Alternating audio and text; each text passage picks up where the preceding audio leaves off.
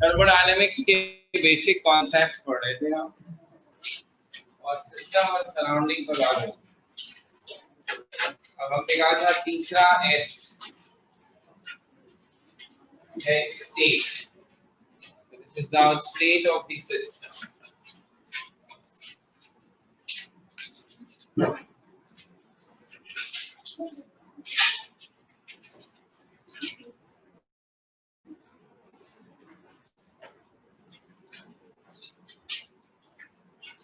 यहाँ स्टेट से मुराद फिर वही है जो इसके मुराद है कंडीशन, हालत।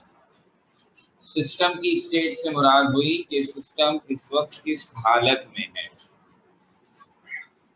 कैसे किसी चीज की हालत बताएं, जबकि हम आपको बता चुके हैं कि system could be anything which is under observation. System तो बहुत ही ब्रॉड सेंस में डिफाइन किया गया कि ये कुछ भी हो सकती है चीज, चाहे वो रियलिटी में एग्जिस्ट करती हो या इमेजिनेशन में ही हो, सब सिस्टम हो सकते हैं। तो how can I define the state? The common sense, लीजिए कोई एग्जांपल किसी भी सिस्टम की और सोचिए how can I describe the state. First कर लीजिए कि I am the doctor, my system is my patient. How can I describe the state of the patient? क्या इस पेशेंट को देखकर ये कहूँ अपने साथी वाले डॉक्टर को बहुत हालत खराब है, दुआ करो? Is that the statement of the doctor?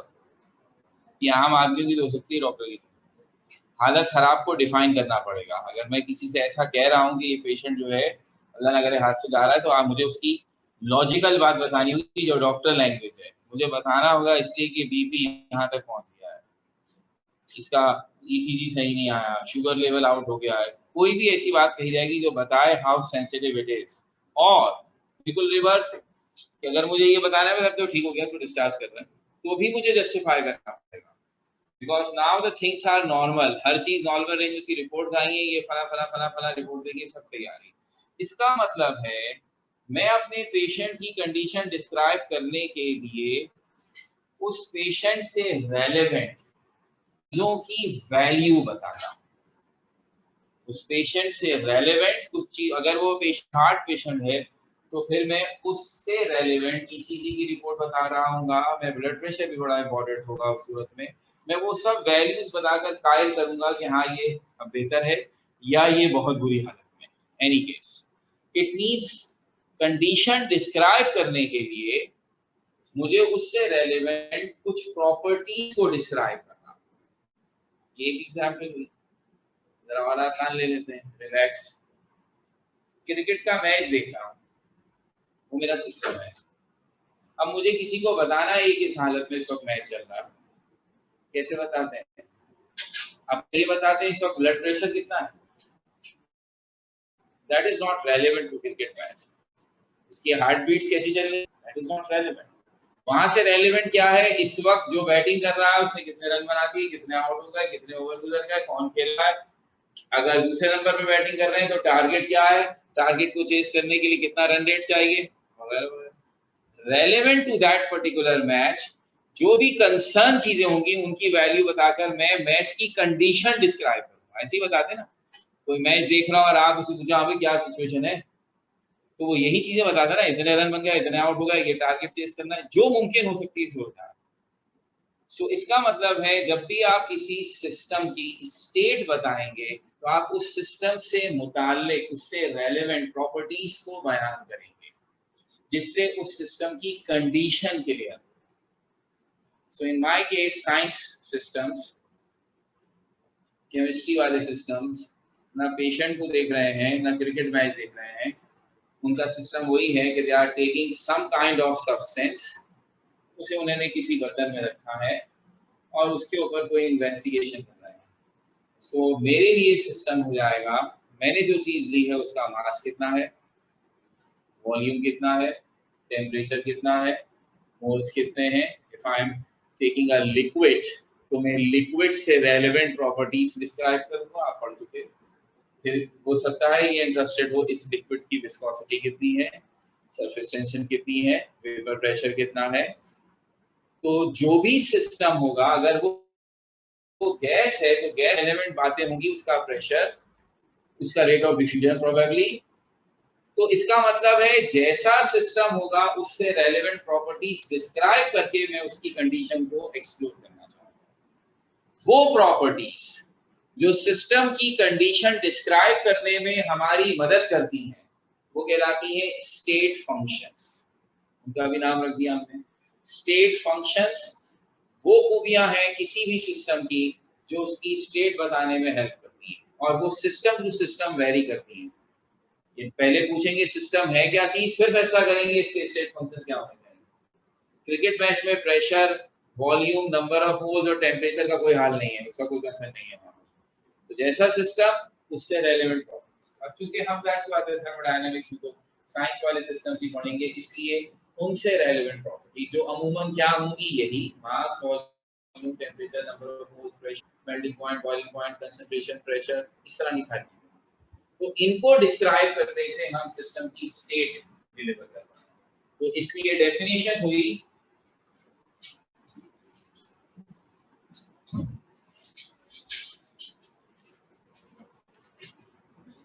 description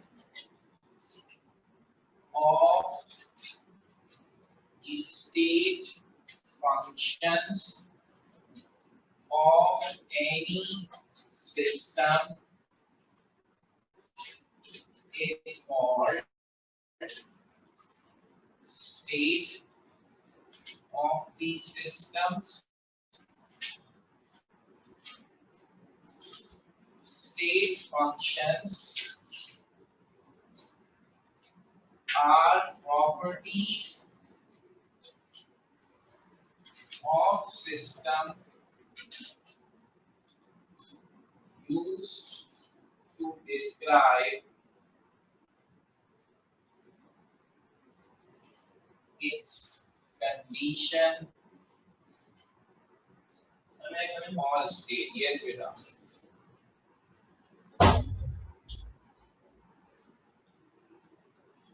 तो दोनों बातें मिला दी। पहले लिख दिया डिस्क्रिप्शन ऑफ स्टेट फंक्शंस, हमारे जो भी स्टेट फंक्शन होंगे उनको डिस्क्राइब कर दीजिए, सिस्टम की स्टेट बता दीजिए। अब सवाल ये पैदा हुआ ये स्टेट फंक्शंस क्या होते हैं, तो हमने बता दिया ये वो प्रॉपर्टीज है सिस्टम की जो सिस्टम की कंडीशन को बयान करने में के लिए इस्तेमाल होती है। तो जब भी हम सिस्टम की स्टेट कहेंगे इससे मुराद होगी चंद properties relevant to that particular system, उनकी वैल्यूज हम बता रहे हैं। मैं एक लिक्विड का बॉइलिंग पॉइंट निकालना चाहता हूं, दिस इज माय एक्सपेरिमेंट। तो मेरे लिए रेलेवेंट बात क्या होगी, सबसे इंपॉर्टेंट बात होगी टेम्परेचर। कि इस वक्त ये लिक्विड 25 डिग्री सेंटीग्रेड पर है, अब मैं इसे हीट करके टेम्परेचर देखता रहूंगा, पता लगेगा किस टेम्परेचर पे ये बॉयल होगा। तो टेम्परेचर बिकम्स वेरी इंपॉर्टेंट होगी। बाकी सब बातें क्या में लिक्विड का एक रिफ्रैक्टिव इंडेक्स भी होता है, लिक्विड की विस्कोसिटी भी होती है, लेकिन जब मैं बॉइलिंग पॉइंट निकाल रहा हूं तो these things are not very much concerned, इससे इसका ताल्लुक नहीं है, उन्हें बताना ना बताना बराबर है। इसलिए रेलेवेंट बातें जो सिस्टम को डिस्क्राइब करने में मेरी मदद कर रही हैं सिर्फ वो स्टेटमेंट है। अब छोटी छोटी कुछ बातें हैं, ये एक तरह से एहतमाम हो रहा है, तैयार कर रहे हैं आपको फ्यूचर की चीजों के लिए, ताकि आप कहीं भी एतराज ना कर पाए और इनसे ज्यादा बातें आपको बताएं। अब हम क्या कह रहे हैं, अच्छा अगर सिस्टम अपनी स्टेट चेंज करता है तो इसका क्या मतलब हुआ। अगर हमने एक सिस्टम को बहुत ही स्टेट फंक्शंस की मदद से डिस्क्राइब किया है, अगर हमने एक पेशेंट की कंडीशन बताने के लिए उसके ब्लड प्रेशर, शुगर वैल्यू, उसकी हार्ट बीट, उसका ईसीजी, बहुत सारे टेस्ट लिए हैं, सबकी वैल्यूज है, उनमें से कोई एक वैल्यू चेंज हो जाए, सब नहीं चेंज, सिर्फ एक चेंज हो जाए। हार्ट बीट बहुत ज्यादा अच्छी थी, एकदम खराब हो जाए, तो भी तो आप ये कहेंगे ना हमारे पेशेंट की हालत बिगड़ गई। सिर्फ एक चीज बिगड़ गई है, बाकी सब कांस्टेंट, तो भी बिगड़ गई, तो क्या चीज बिगड़ गई, हार्ट बीट बिगड़ गई, बाकी सब सही है भाई, ये बिगड़ गई। तो कोई एक चीज भी चेंज हो जाए सिस्टम की स्टेट से, कैसे निकालेंगे चेंज, कोई एक फिक्स रूल है पूरे साइंस के लिए। जब भी आपको चेंज निकालनी होती है आप क्या करते हैं, फाइनल वैल्यू में से इनिशियल वैल्यू, चाहे आंसर नेगेटिव में आए पॉजिटिव में आए डजंट मैटर, जैसा हमने शुरू में चेंज इन थेरेपी के लिए भी कर दिया। तो यहाँ हम इसे एज अ रूल बता रहे हैं और नाउ टू ऑनवर्ड, वैसे तो सारी साइंस में ही चलेगा लेकिन खास तौर पर थर्मोडायनामिक्स, हम जब भी किसी चीज के लिए लफ्ज चेंज यूज करेंगे इसका मतलब होगा final value minus initial value. So change of state,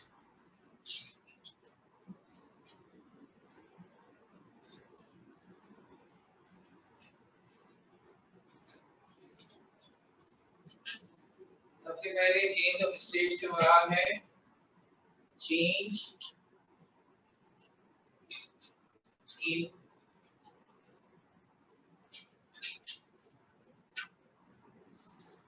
any state function of system is equal to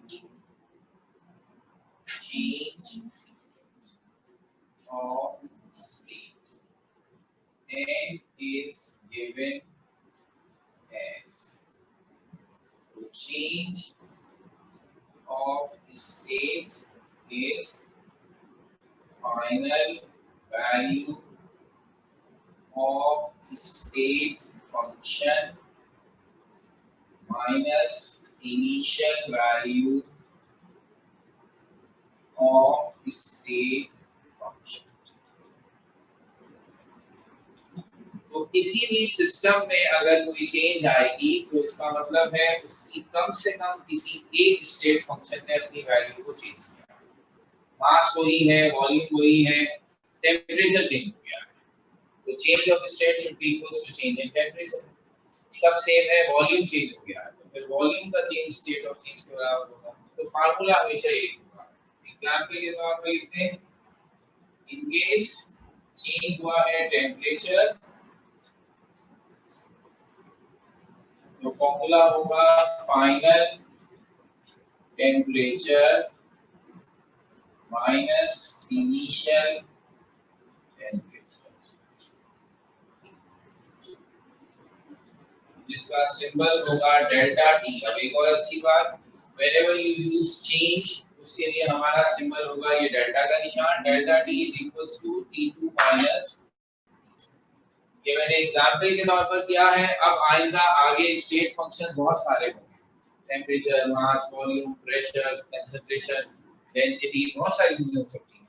हर एक में चेंज का फॉर्मूला यही होगा फाइनल माइनस इनिशियल।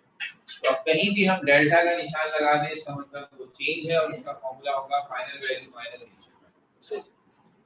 ये बात हमें पहले से भी पता है लेकिन हमने एक दफा फिर जोड़ दिया। अब असल कहानी पर आ जाए जो स्टेट की बात करने से जहन में आई है कि मैंने बार बार दो तीन एग्जांपल लेकर भी कहा it would depend upon the state system कि उसके लिए स्टेट फंक्शन क्या होंगे।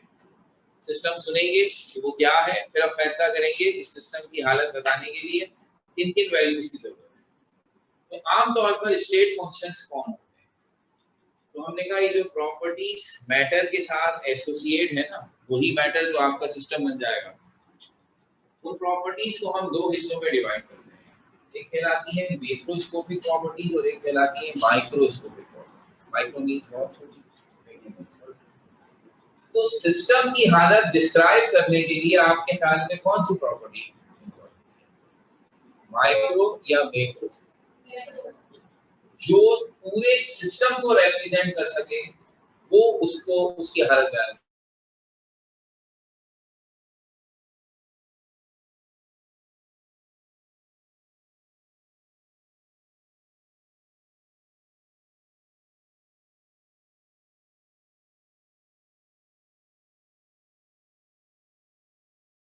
को देखना होगा। किसी एक बच्चे की परफॉर्मेंस को, एक बच्चा मैंने पिक कर दिया वो बहुत अच्छा पढ़ता था, मैं पूरी क्लास एक्स्ट्राऑर्डिनरी, जजमेंट सही नहीं। एक बच्चे का मतलब है minor, micro, micro part of the whole system. दूसरा तरीका है मैं ये देखूं कि सारे बच्चों का रिजल्ट टेस्ट किया जाए और जो फैक्टर मुझे हर बच्चे में नजर आए या हर में नहीं तो मेजॉरिटी में नजर आए, it would be the reflection of the class and that is the. तो मैक्रोस्कोपिक प्रॉपर्टीज उन्हें कहते हैं जो पूरे सिस्टम को कवर कर रही हो या उसके बड़े हिस्से को कर रही हो, और माइक्रो से कहते हैं जो इंडिविजुअल पार्टिकल्स उसके इंडिविजुअल हिस्सों को डिस्कस कर रही हो। तो वो प्रॉपर्टीज सिस्टम की स्टेट नहीं हो सकती, ठीक है। तो सिर्फ मैक्रोस्कोपिक प्रॉपर्टीज स्टेट फंक्शन होंगे। तो ये स्टेट फंक्शन की बात हमने वहां की है कि ये सिस्टम की स्टेट बताती है, they should be the macroscopic properties. Microscopic से हमें फिलहाल कोई लेना देना नहीं, ठीक हो गई बात। तो ये टेम्परेचर एक ऐसी चीज है जो माइक्रो हो ही नहीं सकती। एग्जांपल देता हूं आपको, एक खूबी होती है, इसका नाम है यूनिटी। यूनिटी समझते हैं ना, इत्तेहाद। एक बच्चा हो क्लास में, मैं कहूँ इसमें बड़ी यूनिटी है। This term cannot be defined for a one person। Unity का मतलब क्या हुआ, जब कम से कम भी दो लोग एक ही जैसे अंदाज से काम कर रहे हैं, बड़ी unity. You cannot define it for a single person। ऐसा ही है ना, एक के लिए तो नहीं डिफाइन कर सकते। टीम वर्क, एक बच्चा खेलने गया और जीत कर आ गया, हमने कहा तुम टीम वर्क तुम्हारा बड़ा अच्छा है, तो दूसरा कोई बंदा ही नहीं है उसके साथ, तो टीम किसके साथ बनी है। सो टीम वर्क, यूनिटी, ये वो प्रॉपर्टीज हैं जो अमूमन ग्रुप्स के लिए डिफाइन। इवन टू भी बहुत इनएप्रोप्रिएट लगता है for a word team. Team से मुराद नहीं बहुत सारे लोग एक साथ मिलकर काम करेंगे, टीम वर्क। इसी तरह temperature is the average kinetic energy. Average एक चीज का नहीं लिया जाता, एवरेज हमेशा बहुत सारे मॉलिक्यूल्स का लिया जाता है। तो टेम्परेचर एक मॉलिक्यूल के लिए डिफाइन ही नहीं है। अगर कभी कोई ऐसी कॉमन सेंस वाला सवाल पूछ लेना कि मेरे पास हाइड्रोजन का एक मॉलिक्यूल है, उसका टेम्परेचर क्या होगा, आप कहेंगे you can not define temperature for a single molecule. Temperature एक ऐसी टर्म है जो बल्क ऑफ द मॉलिक्यूल्स के लिए डिफाइन होती है, नॉट फॉर अ सिंगल। तो टेम्परेचर मैक्रोस्कोपिक प्रॉपर्टी हो गई, एक के लिए तो है ही नहीं। तो इस ऐसी तमाम खूबियां जो है वो स्टेट फंक्शंस में आएंगी। तो अब मैक्रोस्कोपिक प्रॉपर्टी की एक डेफिनेशन लिखते हैं।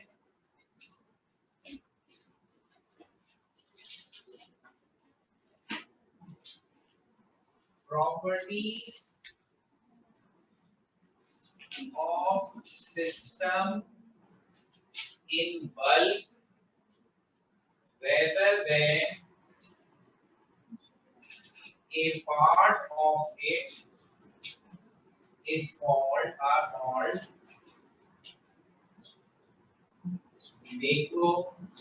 macroscopic properties.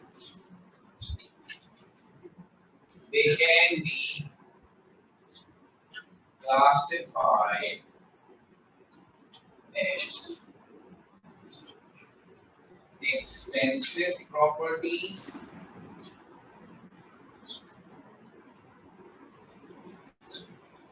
intensive properties.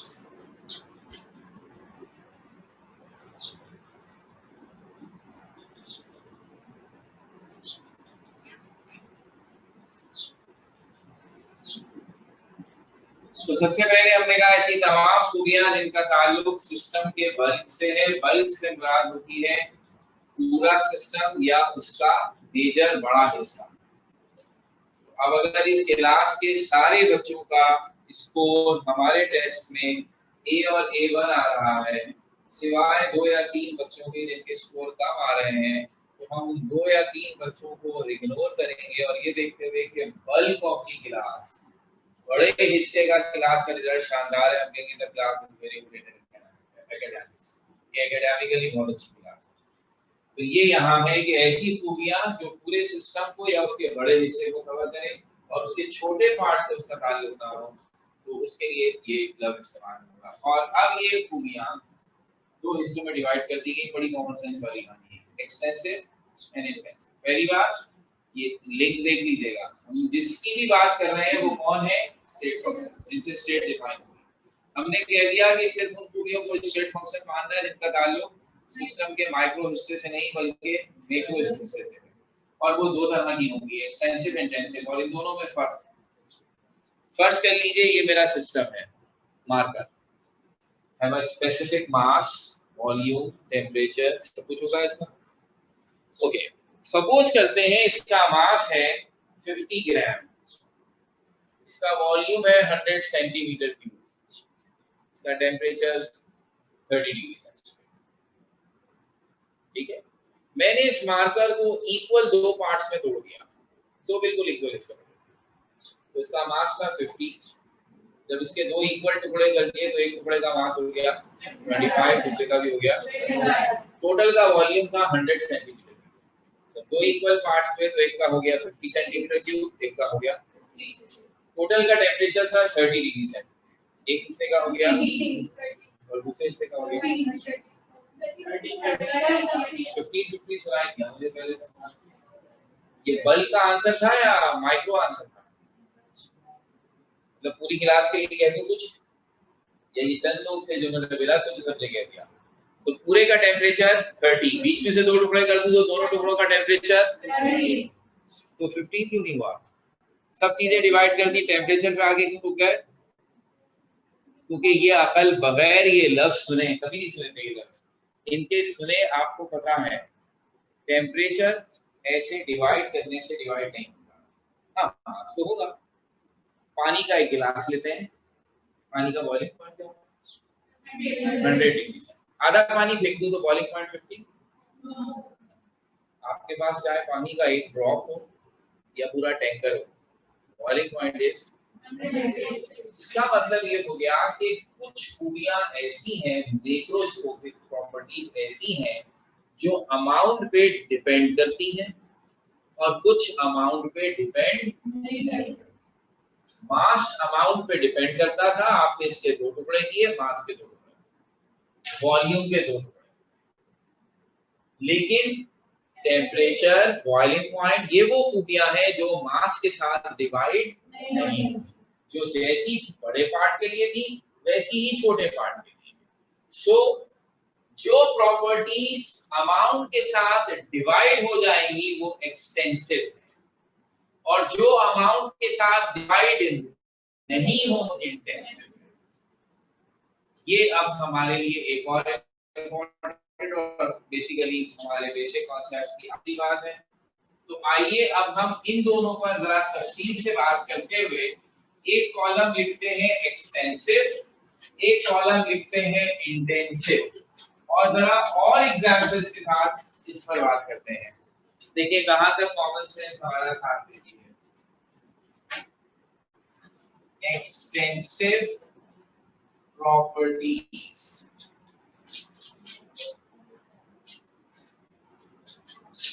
intensive properties।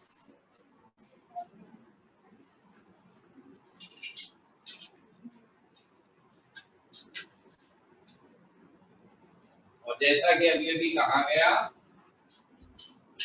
Properties of system depends upon the amount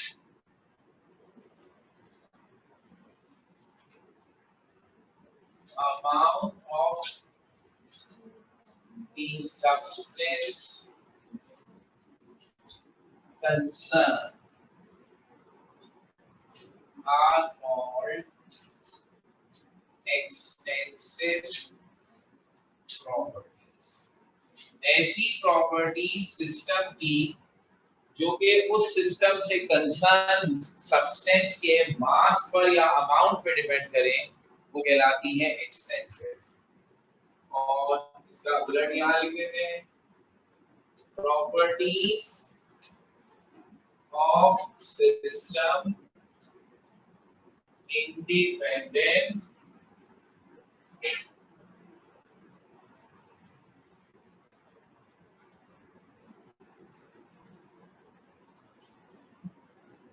of the amount of substance concerned are called intensive properties।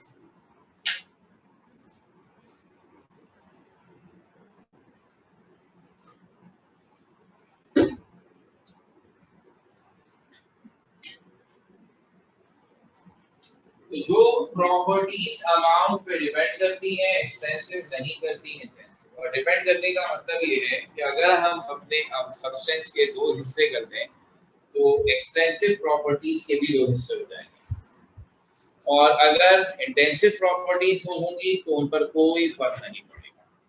तो इसे पॉइंट नंबर 2 बना देते हैं। if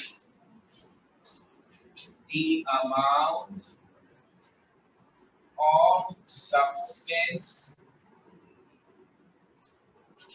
is divided into 2 equal halves, values of extensive properties will also becomes half.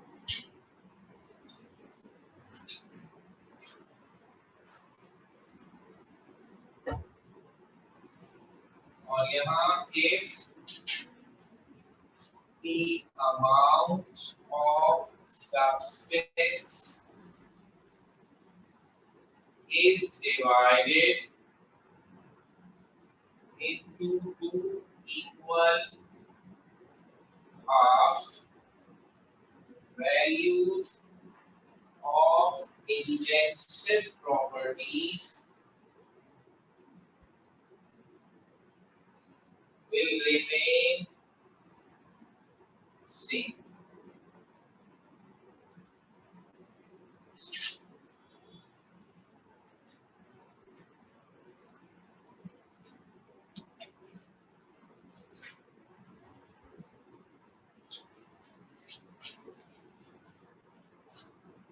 अब आप example में mass volume extensive में लिख दें, temperature melting point boiling point extensive में लिख दें, मसला हल हो गया। तो मसले में एक ट्विस्ट आ गया, वो ये है कि जब हमसे डेफिनेशन या डिफरेंस पूछा जाए तो हमारी मर्जी है कि दो एग्जाम्पल अपनी मर्जी के लिखते हैं, चलेगा। लेकिन वो एक क्वेश्चन बहुत रेगुलरली पूछते हैं, शॉर्ट क्वेश्चंस बनाकर भी, और वो ये है कि हमारी किताब में जितनी प्रॉपर्टीज का तस्करा है हमें उन सब के बारे में पता हो, कौन इंटेंसिव है कौन एक्सटेंसिव। तो किसी का भी नाम लेकर एमसीक्यू में पूछ लेते हैं, बताएं ये एक्सटेंसिव है या इंटेंसिव। हमें तो सबका पता होना चाहिए सबके। और इस तरह भी सवाल आया है कि उन्होंने 4 या 6 प्रॉपर्टीज लिख दी और कहा इनमें से इंटेंसिव अलग करो एक्सटेंसिव अलग करो, तो फिर दो एक के रट्टे लगाने से काम नहीं चलेगा। जितनी बुक में है सब याद तो लिखवा देते हैं अभी आप।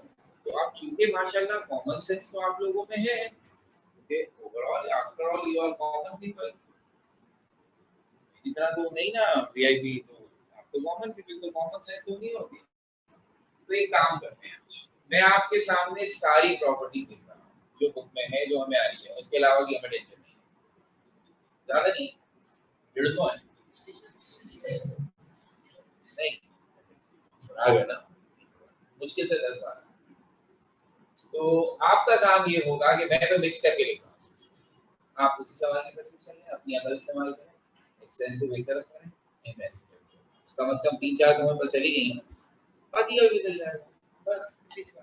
ये देखिए मैं लिख रहा हूं सारी एग्जाम, और ये मैं मिला के लिख रहा हूं, तो आप इंटेंसिव एक्सटेंसिव लगा करें।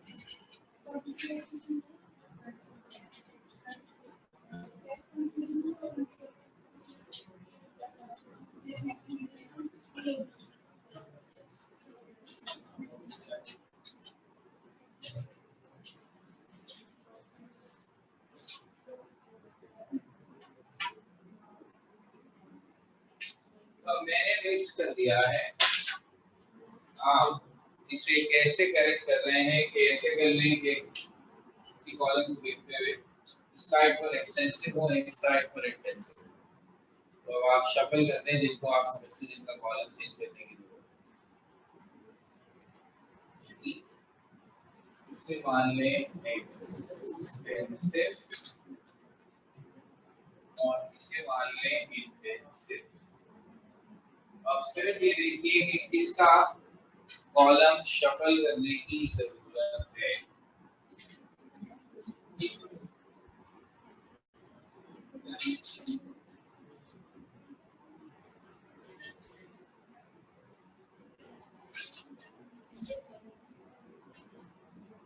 सवाल पूछना सन्नाटा हो, ऐसे सब बोलते रहेंगे। अरे भाई कोई एक, मेरे ख्याल में कोई 4 चीजें हैं जिनकी जगह बदलनी पड़ेगी। सबसे पहली चीज बताइए जिसकी जगह बदलनी, एंथैल्पी की जगह बदल लें, और इंटरनल एनर्जी की जगह बदल लें, और जिंदगी में किसी को नहीं पता गिब्सन एनर्जी क्या है। बातें ऐसी कर रहे हैं पता ही नहीं क्या है, तो बिल्कुल चेंज कर रहा है, मगर ऐसी चलो चल रहा है। मैं ही कहता हूँ आदमी को केमिस्ट्री ना आती को दुख की बात, कोई दुख की बात नहीं। अदब अदब अदब का तकाजा ये है कि जब उस्ताद मोहतरम ने इसे एक्सटेंसिव और इसे इंटेंसिव लिख दिया है तो किसका खत्म। इतना टाइम थोड़ी है मेरे पास, मैं आपसे शफल करवाऊंगा आपसे। ये ऑलरेडी मैंने बिल्कुल सही लिखी है, ये कॉलम एक्सटेंसिव है, ये कॉलम इंटेंसिव है, there is no change at all. अगला हो गया। अब सवाल ये हो गया कि अगर आप वाकई ये समझते थे कि शफलिंग होनी चाहिए तो इसका मतलब है कोई टर्म ऐसी है जो आपको तंग कर रही है, कैसे वो सवाल है ना। तो let me first give you one briefing, क्योंकि इसमें दो एक टर्म ऐसी हैं जिनका नाम भी आपने नहीं सुना होगा, इसलिए उसको क्लियर करते हैं फिर आपसे बात करते हैं। सबसे पहली बात, मास वॉल्यूम पे तो आपको कोई एतराज नहीं, और मोल्स पे भी नहीं होना चाहिए, वो भी मास से ही निकलता है। इसके बाद ये 4 जो नाम लिखे हैं इसमें से 2 के नाम के साथ तो वैसे ही एनर्जी का लफ्ज आया हुआ था। एंथैल्पी आपने मुझसे सुन लिया था, टोटल हीट कांटेंट, ये भी एनर्जी है। एंट्रोपी इसका कजन है, मींस ये भी एनर्जी है। तो अपने एनर्जी का नाम है ले दो, कोई फर्क नहीं पड़ता, एनर्जी तो एनर्जी रहेगी ना। आप जिन एनर्जीज को जानते हैं उनसे बात कर लेते हैं। काइनेटिक एनर्जी का फॉर्मूला, यहाँ m क्या चीज है, इसका मतलब एनर्जी मास पे डिपेंड करती है। पोटेंशियल एनर्जी का फॉर्मूला इसमें m किस चीज को रिप्रेजेंट करता है, इसका मतलब है कि और E इक्वल्स टू, आइंस्टाइन ने कहा था ऐसा फॉर्मूला बना रहा हूं कि साइंस वाले नहीं, ये तो बिल्कुल ही गलियों में फिरने वाले भी लोग हैं ना जिनको साइंस नहीं आता, उनको भी आता होगा। आज उसकी बात कैसी सही निकली, मैंने बोला ये अफरीन उस शख्स। एम क्या है इसमें, तो जो 2-4 एनर्जीज हम बिल्कुल जानते हैं सबके फॉर्मूले में मास आता है। इट सिंपली शोज कि जब हम इन सब के बारे में पढ़ेंगे तो आपको अंदाजा हो जाएगा इन सब में भी मास आता है। तो एक छोटा सा रूल हो गया, एनर्जी चूंकि मास पे डिपेंड करती है इसलिए हर तरह की एनर्जी एक्सटेंसिव प्रॉपर्टी ही होगी। तो इसलिए इस कॉलम के सारे बंदे खत्म हो गई कहानी। अब इस कॉलम पे आइए क्रेडिट होगा तो कोई मसला ही नहीं है, टेम्परेचर और मेल्टिंग एंड बॉइलिंग पॉइंट हो तो कॉमन सेंस से हमें पता लग गया था। आगे की टर्म पर अगर आपको किसी पर एतराज है तो मुझे बताइए, हम दूसरा देते हैं। कोई ऐसी चीज जो आपको लगे नहीं नहीं ये आनी होनी चाहिए,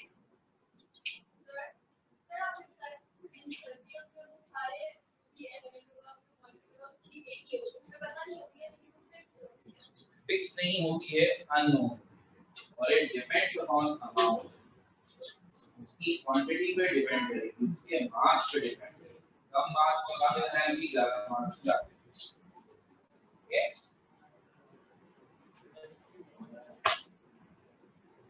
क्या होगा इस दुनिया में, डेंसिटी का फॉर्मूला वो कहां खड़ा हुआ है, मैं इतना झूठा आदमी हूँ कि कभी कभी तो मुझे ये शक होता है कि अल्लाह जाने इसका बनेगा क्या। अब मैंने कह दिया चेंज नहीं हो सकता, सब हाथ पे हाथ धर के बैठ गया, हालांकि इसमें तो चेंज था। जब डेंसिटी का फॉर्मूला इतना बड़ा बड़ा बोलता है मास